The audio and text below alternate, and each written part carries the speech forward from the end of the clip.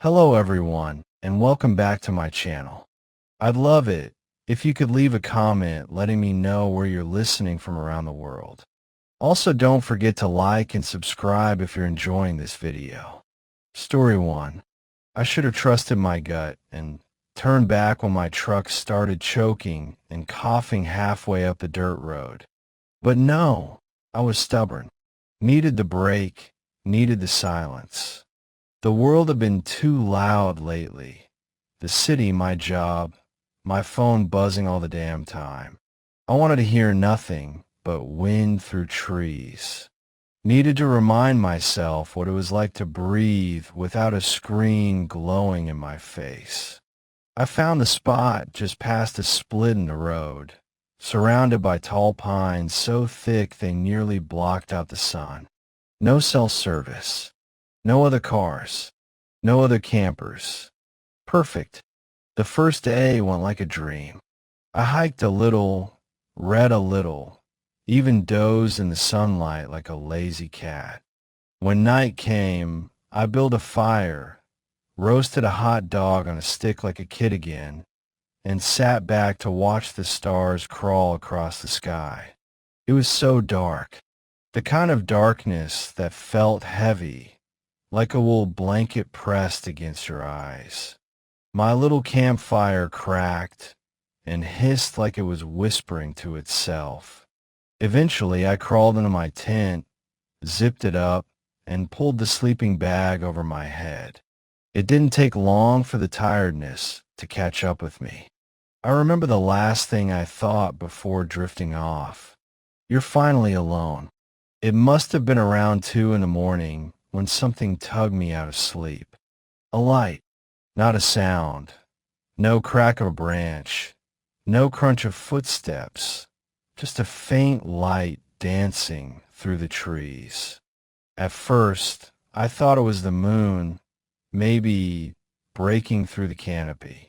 But no, the light moved, bobbing, swaying side to side. It was soft and warm, not the harsh beam of flashlight. It flickered like an old oil lantern.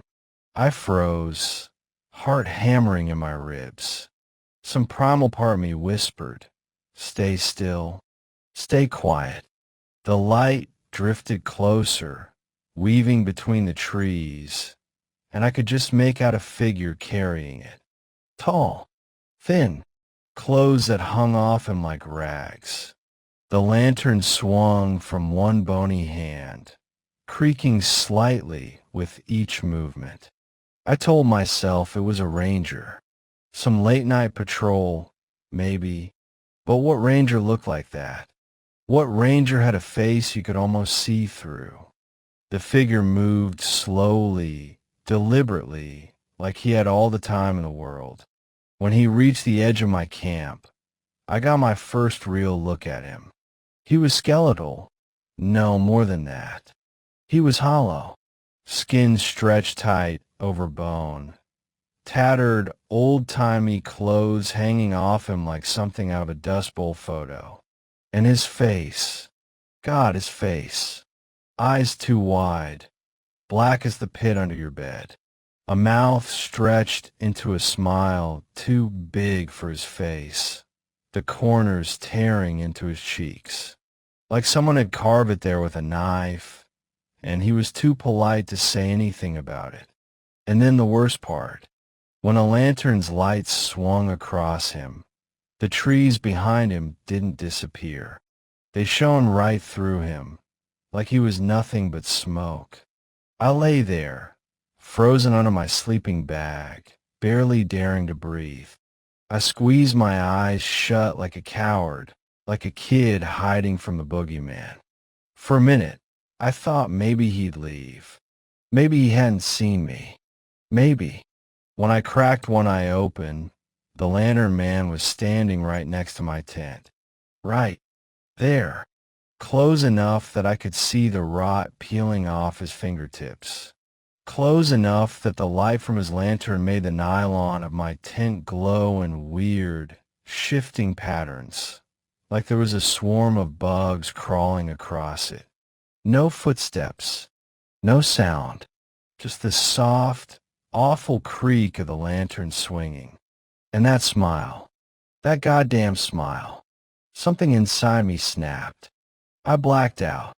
I wish I could tell you I fought him off, that I faced him like a man. But the truth, my mind just couldn't take it. I woke up when the sun cut through the trees, warming my face.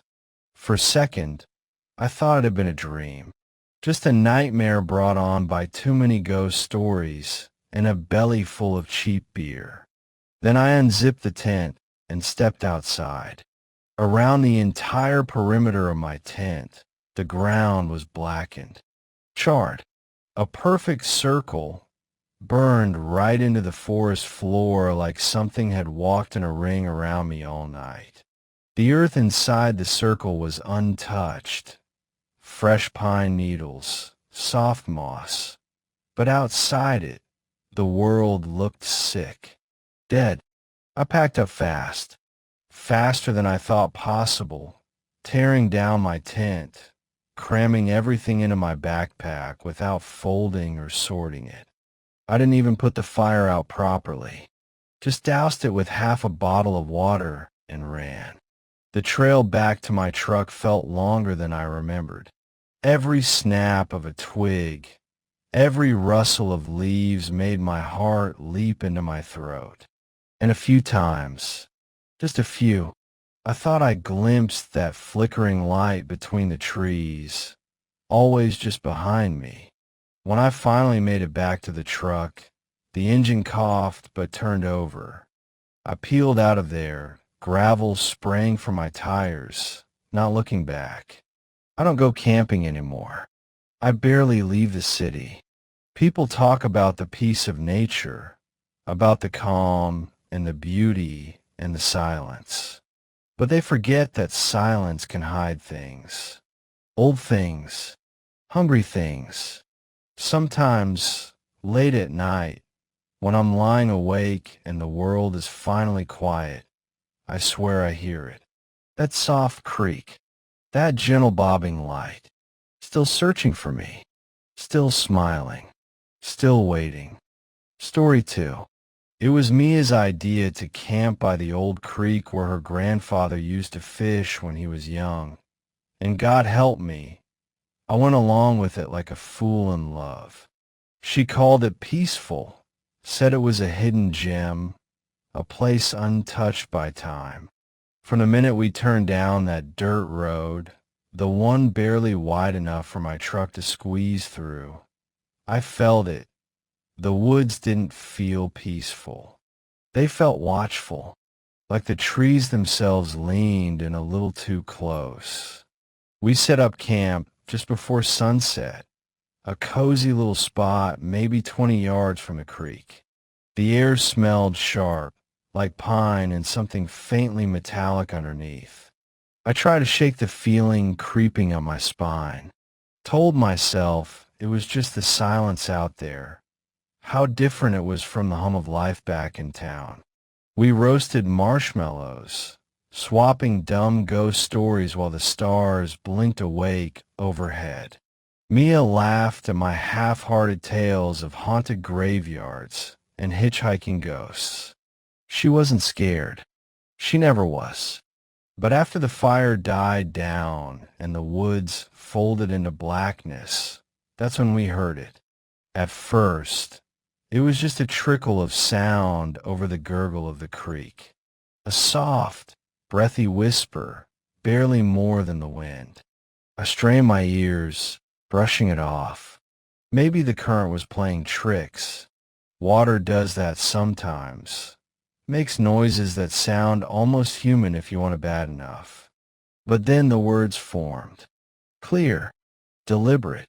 Come closer. Help me. I froze. Mia sat up, head cocked like a curious cat. Her eyes gleamed in the faint moonlight. You hear that? She whispered. I nodded. I didn't trust my voice. Before I could stop her, Mia grabbed the flashlight and started toward the water. Mia, wait. But she was already moving, her boots crunching over the dead leaves. Reluctantly, Heart hammering like a drum in my ears, I followed. Every step felt wrong, like the earth itself didn't want to get in closer. The flashlight beam danced over the ground, jittery in her hands. As we reached the bank, the whispering cut off. Dead silent. For half a heartbeat, there was nothing but the babble of the creek. I exhaled, relief threading through me. Maybe it was just the water after all. Maybe the woods were playing games. Then something splashed, hard, on the opposite bank. We both jumped. Mia jerked the light toward the sound, the beam slicing across the water, and caught it.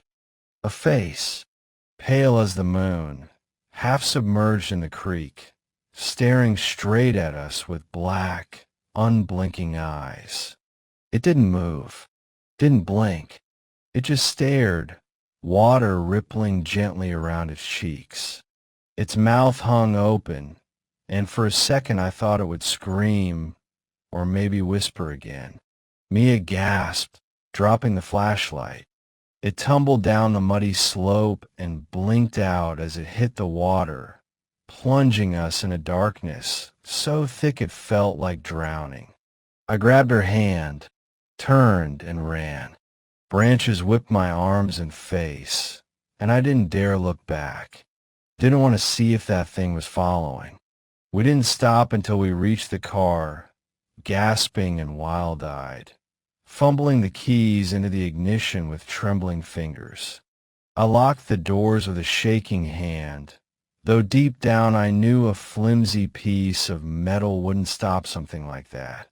We spent the night in the car, jumpy at every creak of the trees, every rustle of wind against the glass. Sleep didn't come. It didn't even try. When dawn finally clawed its way over the horizon, washing the woods in thin gray light, we dared to go back. The fire pit was cold. The tent stood where we left it.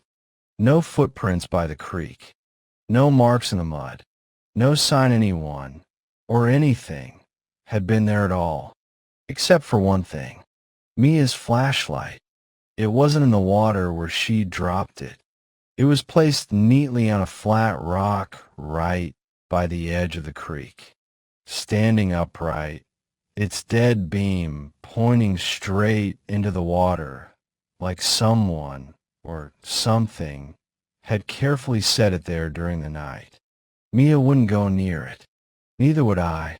We packed up without speaking, hands fumbling, nerves frayed raw.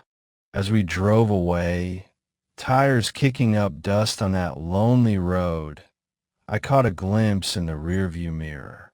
For just a second, a shape crouching by the creek, watching us go. Too pale, too still, almost smiling. I didn't tell Mia. Some things you don't speak aloud. Some things you leave buried with the trees and the water and the whispering voices that should never be answered. We don't talk about that night anymore. Not even to each other. But sometimes, when it's late and the world's gone quiet, I swear I can still hear it. A thin, broken voice riding the edge of sleep. Come closer. Help me. Story 3. Last summer, me and my 3 best friends, Kyle, Mason, and Travis, decided to take a camping trip into the Rockies. It was supposed to be one of those bonding weekends.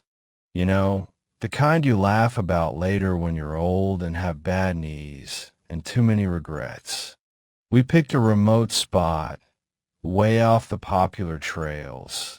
The kind of place where the trees grow thick and the stars feel so close you could pluck them like apples.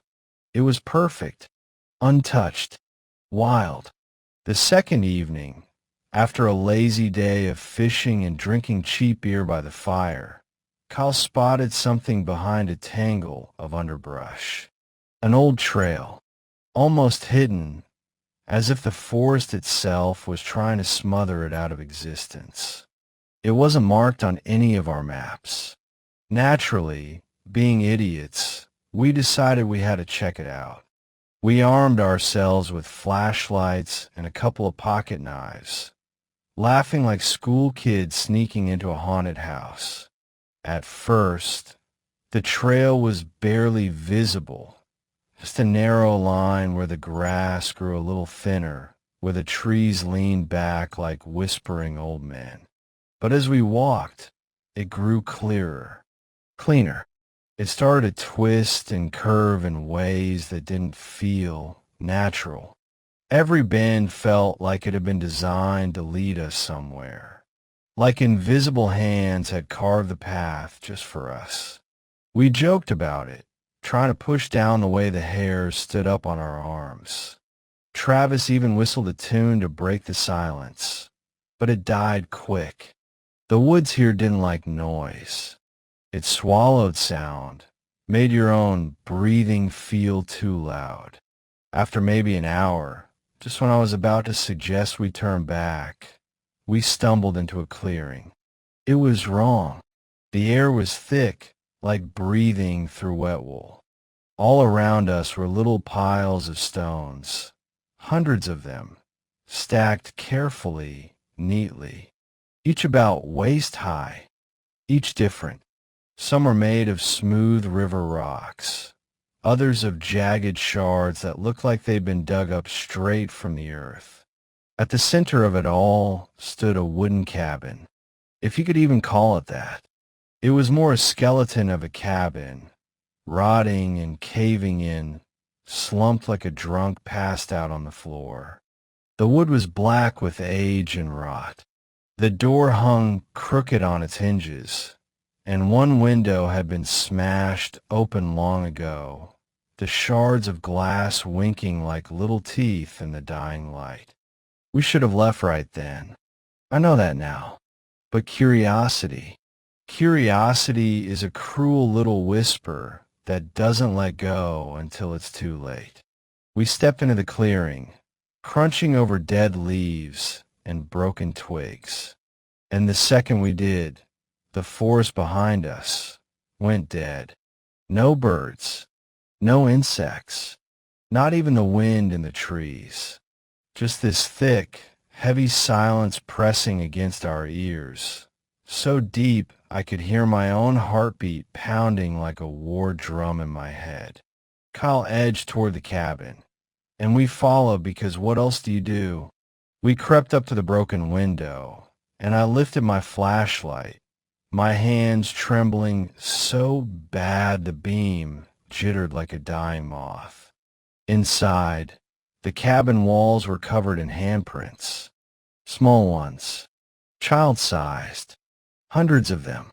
They were smeared all over the walls, layered over each other, some darker, some faint, like they'd been put there long ago and just kept coming back. Some of the prints looked like they had been made by fingers missing nails. Or worse, missing fingers entirely. We stood there frozen, staring, until the laughter started. High-pitched, giggling, everywhere, nowhere. It didn't sound like happy laughter. It sounded wrong, like something pretending to be a child but not quite getting it right. Mason was the first to bolt, and the rest of us followed without thinking.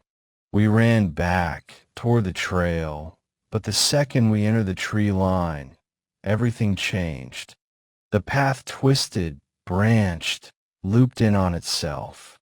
One moment, I was sure we were going the right way, and the next we were back at the clearing again, staring at the cabin.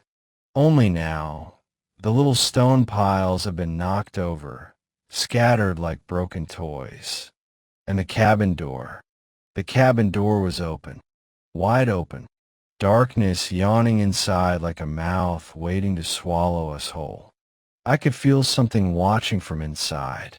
No, not watching, waiting. I don't know what it was, crouched in the blackness behind that doorway, but I swear I saw it smiling. A wide, lipless grin, stretching too far across a face I couldn't quite see.